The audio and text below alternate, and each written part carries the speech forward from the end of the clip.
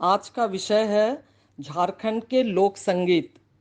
छोटानागपुर संथाल परगना का जनजातीय समाज अपने जीवन में अपने ही द्वारा सृजित मनोरंजनों से अपने सुख की खोज करता रहा। बाहरी संपर्कों से पहले आदिवासी समाज के पास भोजन एकत्र करना, खाना और बाकी समय सामूहिक मनोरंजन में बिताने का ही कार्य था। लोकगीत और लोक नृत्य ही इनके परस्पर सौहार्द के प्रमुख कारण रहे हैं। इन्होंने समय, मौसम, महीने, संस्कार और कृषि आदि का निर्धारण कर मौखिक गीतों की रचना की और नृत्य शैलियों का सृजन किया। नृत्य गायन में इन लोगों के जीवन की झलक दिखाई देती है। नृत्य गायन में वाद्य यंत्रों की निपुणता महत्वपूर्ण रहती है। इन वाद्य यंत्रों में अधिकांश तो इनके स्वयं द्वारा निर्मित होते हैं। ढोल, मृदंग, नगारा, शहनाई, भेयर, टुईला, मांदर आदि ऐसे वाद्य यंत्र हैं जो क्षेत्रीय स्तर पर प्रयोग में लाए जाते हैं। नृत्य गायन की विद्या ने ही मूल जनजातियों को बाहर से आने वाले लोगों से जोड़ने में भी सहायता की, क्योंकि बाहर से आने वाले लोग भी गीत संगीत से अनभिज्ञ नहीं थे। अतः दोनों ही पक्ष एक दूसरे के नृत्य गायन में परस्पर समाहित होते चले गए और इससे लोक संगीत ने एक नए रास्ते की ओर अग्रसर किया। झारखंड का लोक संगीत मुख्य रूप से दो भागों में बांटा जा सकता है: जनजातीय लोक संगीत और क्षेत्रीय लोक संगीत। जनजातीय लोक संगीत में संथाली, मुंडारी, हो, खड़िया और उरांव आदि जनजातीय लोक संगीत आते हैं, जबकि क्षेत्रीय लोक संगीत में नागपुरी, खोट्टा, कुड़माली और पंच परगनिया के लोक संगीत को गिना जाता है। बाहर से आकर बसे डीकुओं का लोक संगीत भी राज्य में अपना अस्तित्व स्थापित कर चुका है। नागपुरी लोक संगीत अन्य सभी से अधिक व्यापक और समृद्ध है। यद्यपि इस पर अन्य सभी लोक संगीतों का प्रभाव पड़ा है, लेकिन इसकी कुछ विषमताओं के कारण नागपुरी ने अपनी विशिष्ट पहचान और पैठ बनाई है। इसके भी चार भाग हैं: मौसमी गीत, त्योहारी गीत, संस्कार गीत और नृत्य गीत। मौसमी गीतों में फगुआ, होली के अवसर पर गाए जाने वाले गीत है। यह पुरुष समूह द्वारा आयोजित प्रदर्शन नृत्य गायन है। उदासी गीत गर्मियों के आने पर गाए जाते हैं। इनमें वाद्य यंत्रों की आवश्यकता कम ही होती है।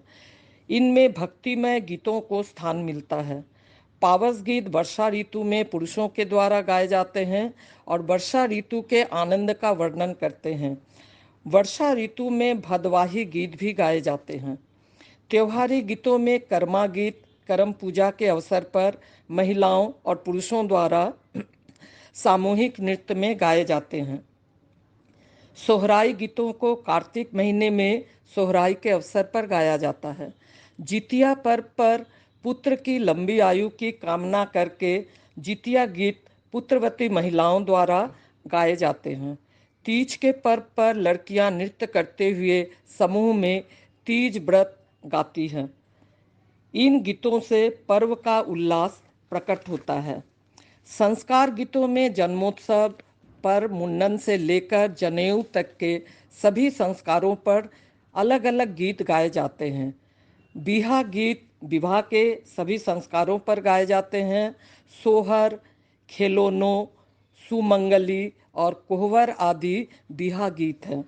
नृत्य गीतों में मर्दाना झूमर पुरुषों द्वारा सामूहिक नृत्य गायन की एक ओजपूर्ण शैली है, जबकि जनानी झूमर स्त्रियों द्वारा सामूहिक नृत्य गान द्वारा प्रस्तुत होता है।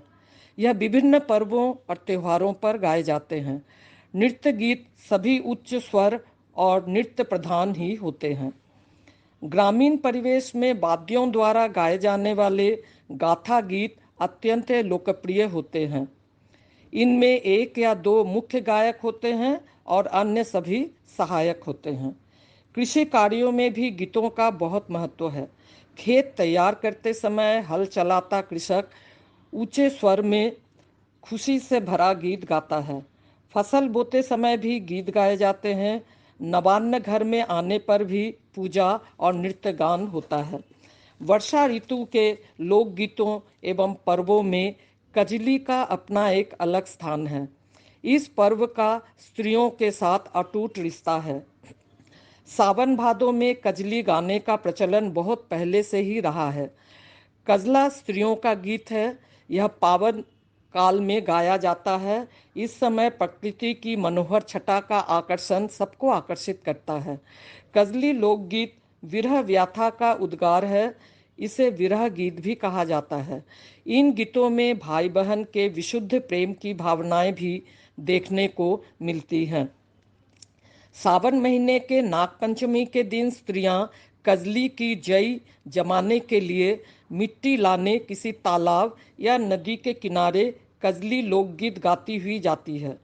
कजली को कजरी के नाम से भी जाना जाता है। इसके अलावा चतुर्मासी, बारहमासी, कंजरी, हिंडोला आदि गीत भी हैं जो समय समय पर गाए जाते हैं। यद्यपि गीतों के संग्रह में विद्वानों ने अनेक प्रयास भी किए हैं।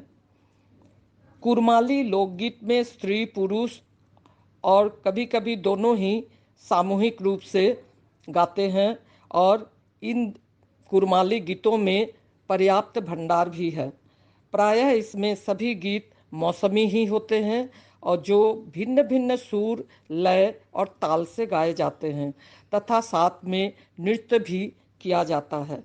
कुरमाली लोक संगीत में स्त्री प्रधान नृत्य ज्ञान में टूसू गीत है जो पौष महीने के पहले दिन से ही मकर संक्रांति तक गाए जाते हैं। सामूहिक गीतों में उधवा, अढ़ाइया, सरहुल आदि गीत आते हैं जिनमें स्त्री पुरुष दोनों मिलकर नृत्य गान करते हैं। सरहुल में बसंत के पर्व पर भी सामूहिक नृत्य होता है। पुरुष प्रधान वैराग्य गीत ढप गीत के तहत अगहन से फाल्गुन तक गाए जाते हैं। यह पुरुषों का सामूहिक गान होता है। इस प्रकार छोटा नागपुर संथाल परगना में हर एक समय, चाहे वह जन्म का समय हो, विवाह का समय हो, पूजा का समय हो, अनाज बोने का समय हो, हर एक समय गीत और संगीत का एक महत्वपूर्ण स्थान रहा है। नृत्य और संगीत इनके समाज का मनोरंजन का महत्वपूर्ण साधन है और ये सभी अनुष्ठान में नृत्य और संगीत में झूमते रहते हैं, जो कि अगर कहा जाए कि संगीत जनजातीय जीवन का एक अभिन्न अंग है तो यह झूठा नहीं माना जाएगा, क्योंकि नृत्य संगीत के बिना आदिवासी समाज तथा जनजातीय जीवन पूरा नहीं होता है। इसलिए नृत्य संगीत ही आदिवासी तथा जनजातीय जीवन का एक महत्वपूर्ण अंग है।